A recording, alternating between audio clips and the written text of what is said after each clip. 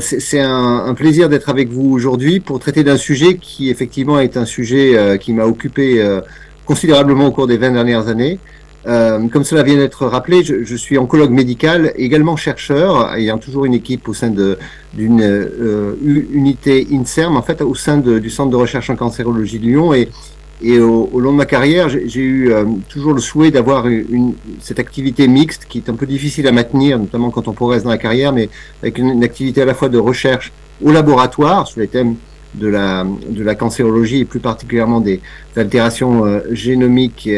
comme élément prédictif de l'efficacité des immunothérapies, et puis en clinique où je m'occupe principalement effectivement des tumeurs conjonctives qui sont les sarcomes. Qui sont des tumeurs rares, mais on va le voir au cours de l'exposé, des tumeurs qui sont également des modèles qui ont guidé la cancérologie en dépit de leur rareté. Beaucoup des concepts que l'on a en cancérologie, qui sont actuellement toujours opérationnels, ont démarré par les sarcomes. Et je citerai simplement deux exemples. Le concept de chimiothérapie cytotoxique adjuvante, donner un traitement alors qu'on ne voit pas de maladie résiduelle après une intervention chirurgicale, ça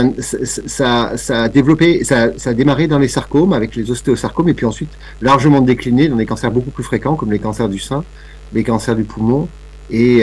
les cancers du côlon pour ne citer que quelques exemples. Et puis le concept de thérapeutique ciblée que nous allons voir un peu de manière extensive dans l'heure qui est devant nous est également quelque chose qui est dérivé des sarcomes et ce sont des modèles qui sont intéressants parce que ce sont des modèles, on va le voir, relativement simples.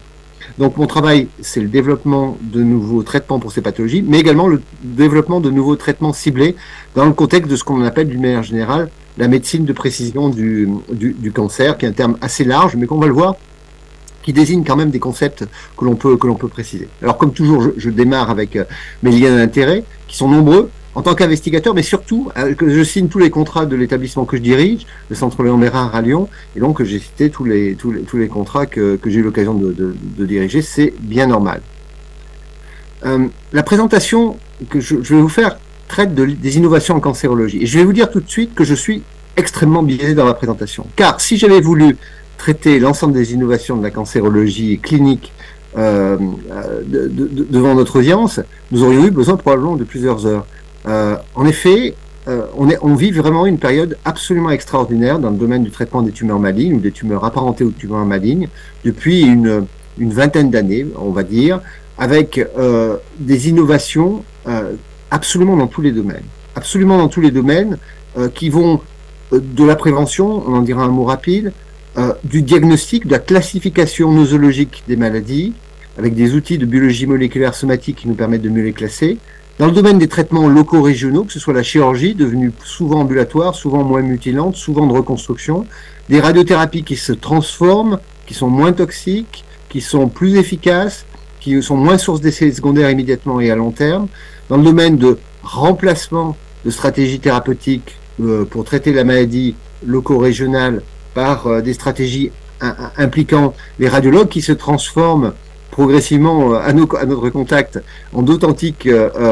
thérapeutes avec la radiologie interventionnelle dans le domaine des soins de support, qui, on le sait maintenant, doivent accompagner la prise en charge du patient dès le départ, que c'est probablement quelque chose dans lequel la plupart des pays sont insuffisamment développés, y compris la France, mais qui, dans plusieurs études randomisées, démontrent sans équivoque qu'accompagner le patient, en plus des traitements et d'une optimisation du diagnostic et d'une optimisation du traitement local, permet d'améliorer la survie. Donc les progrès sont considérables depuis 20 ans. Ils sont surtout en train d'arriver avec un rythme absolument effréné. Donc j'ai été obligé de choisir les axes thématiques que je proposais de traiter. Et comme vous allez le voir, j'ai choisi essentiellement les domaines qui sont de ma spécialité, c'est-à-dire celui de la caractérisation génétique, génomique des tumeurs malignes,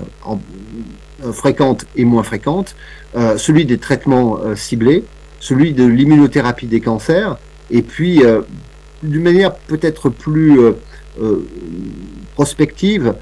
dans quelle mesure la révolution informatique, les big data et l'intelligence artificielle sont en train authentiquement de transformer la prise en charge des patients que nous suivons actuellement. Donc ce sont ces différents thèmes que je traiterai, et je ne traiterai pas d'autres thèmes qui auraient pu être également très intéressants autour de nouvelles stratégies chirurgicales, des nouvelles stratégies de radiothérapie ou de radiologie interventionnelle, quoique quelques-unes viendront au fil de l'eau.